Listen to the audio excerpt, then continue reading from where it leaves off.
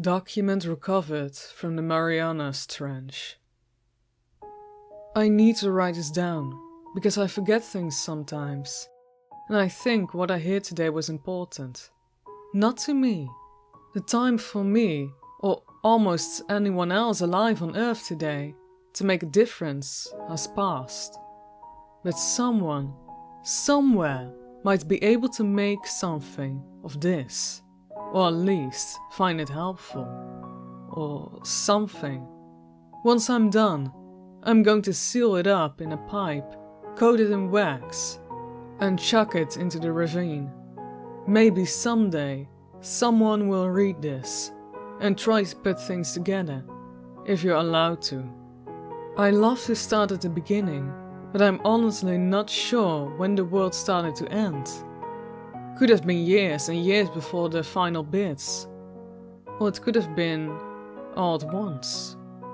Everything was so grim, what with warm air, cooler seas, too little gas, and too many people. Things could have been unraveling for ages before things bubbled up to the public eye. What I and others remember most was when the Disney magic sank. It was then, I think, that most people started to think that things might be worse than they seemed. The Disney magic was a big cruise ship, one of those liner jobs that tooled around islands and stuff.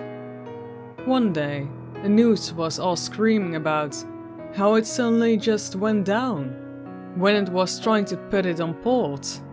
The weird thing about it was how there was no video of it for a long time. Some still pictures of it floating fine, but none of it actually going down.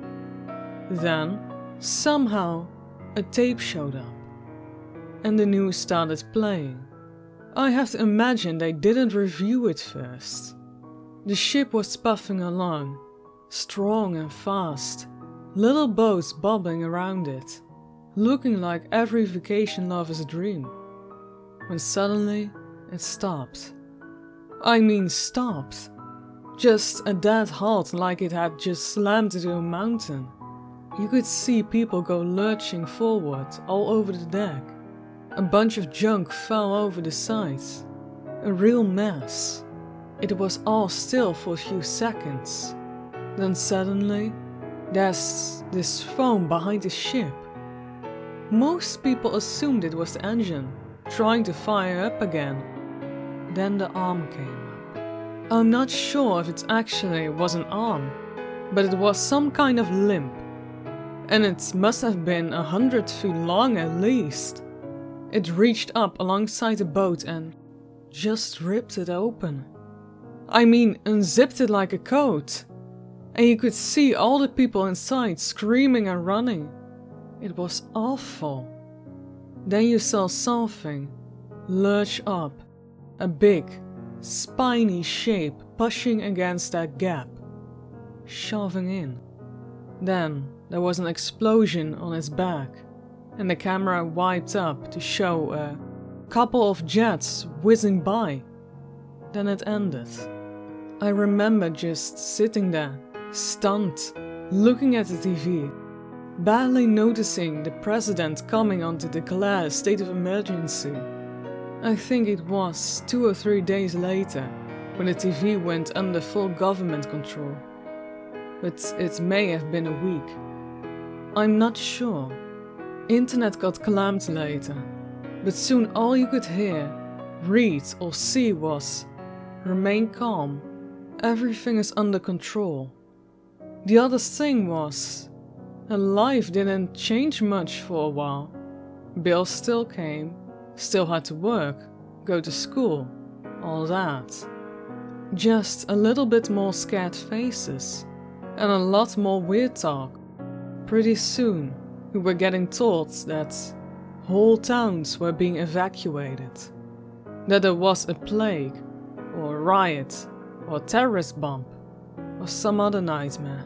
My brother down south said that they got moved because of a huge wildfire. Weird thing was, he said, the fire moved oddly, seemed to shoot right for gas or bushes, and didn't travel evenly. That's after a while, he swore he saw what looked like 20-foot tall man of fire, walking and eating everything. The call got dropped right after he said that. I haven't talked to him since, so things got worse. Little by little, people kept being moved, and there was no real way to communicate with each other anymore.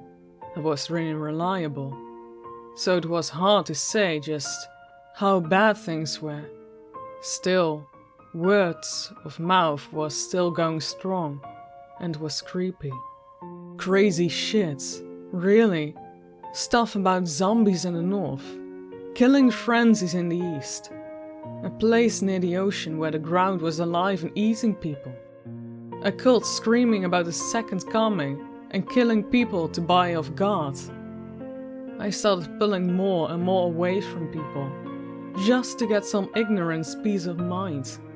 Looking back, that probably saved my life. Finally, one day, I woke up and there was blood on my window. It was outside, and I could hear some insane shit going down outside. Screaming, clanking, gunshots, and a smell like burning wires. I hid. I'm not ashamed I admit it. I left my fellow man to rot, and hid inside for almost a full week. Not long after the noise stopped. After the 5th day, the electricity and gas gave out, along with the running water.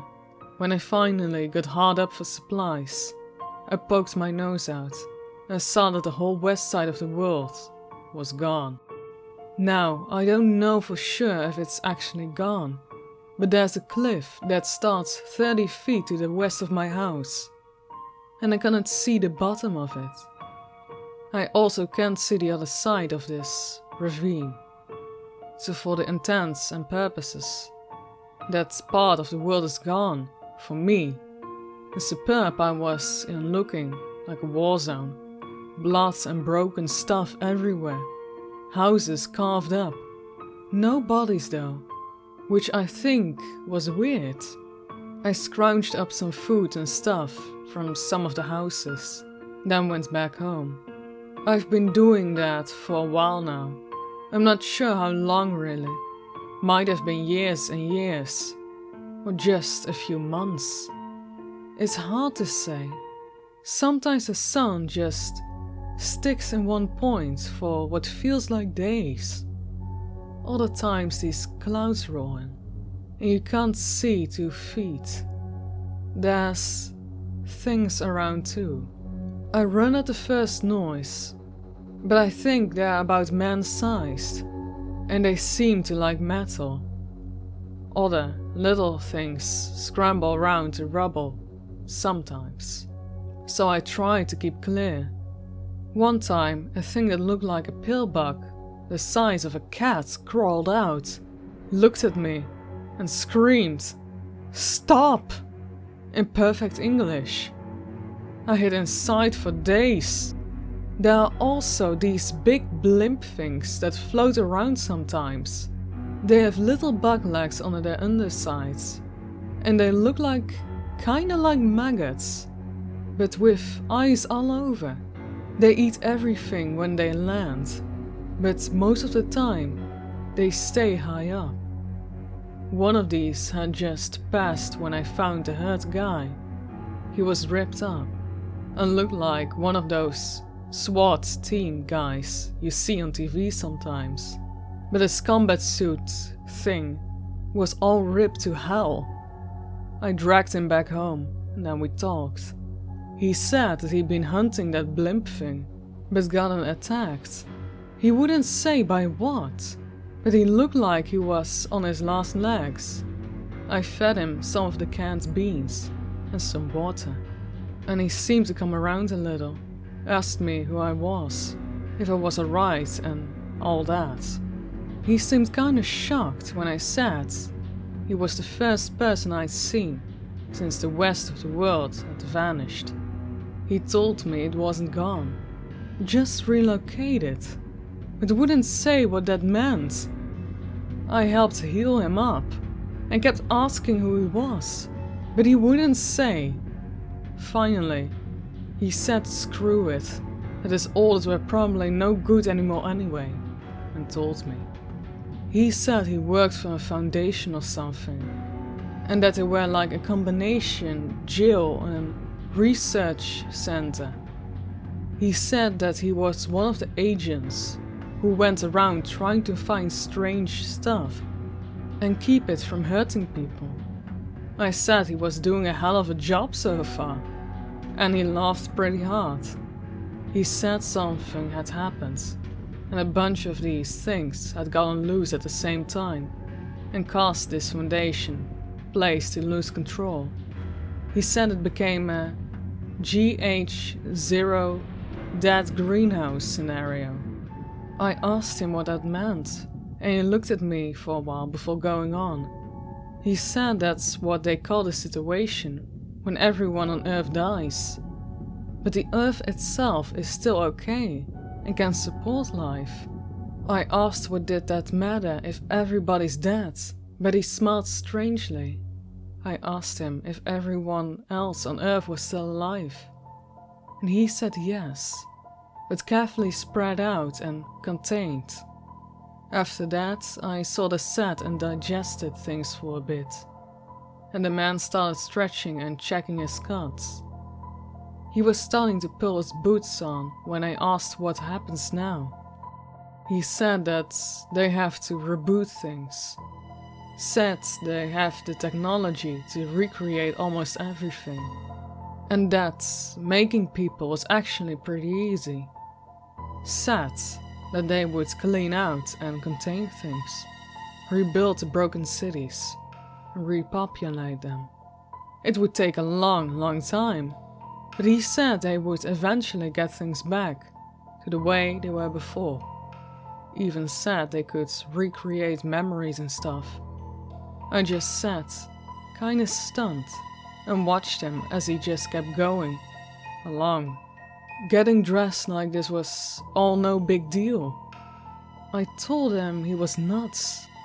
That there was no way people could just forget.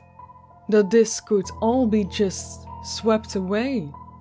He stopped, looked at me, smiled, then said, "Why not? It's been done before." I don't know if the man was crazy or not, but I think he was sane. As he was leaving, he said something about putting my house underwater. Please, don't let them brush me away. Don't let them hide us. Try and find more. I know there's got to be more people who try to leave something behind. Don't let the world die in vain. Remember us.